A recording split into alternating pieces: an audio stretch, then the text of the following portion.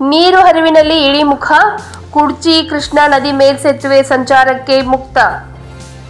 ನೆರೆಯ ಮಹಾರಾಷ್ಟ್ರದ ಪಶ್ಚಿಮ ಘಟ್ಟ ಪ್ರದೇಶದಲ್ಲಿ ಮಳೆ ಪ್ರಮಾಣ ತಗ್ಗಿದ್ದರಿಂದ ಚಿಕ್ಕೋಡಿ ತಾಲೂಕಿನ ಕಲ್ಲೋಳ್ ಯಡೂರ್ ಬ್ಯಾರೇಜ್ ಬಳಿಯಲ್ಲಿ ಕೃಷ್ಣಾ ನದಿ ಹೊರ ಹರಿವು ಭಾನುವಾರಕ್ಕಿಂತ ಇಳಿಮುಖವಾಗಿದ್ದರಿಂದ ನದಿ ತೀರದಲ್ಲಿ ಪ್ರವಾಹದ ಭೀತಿ ದೂರಾಗಿದೆ.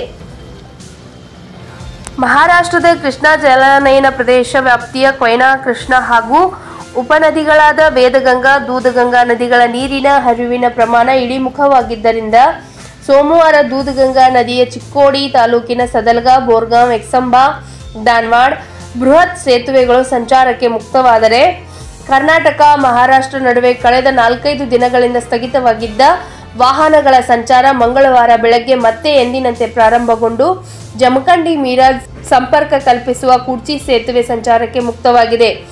ಇನ್ನು 4-5 ದಿನಗಳ ನೀರಿನ ರಭಸಕ್ಕೆ ಸೇತುವೆ ಮಧ್ಯದ ಡಾಂಬರೀಕರಣ ಸಂಪೂರ್ಣ ಕಿತ್ತು ಹೋಗಿದೆ.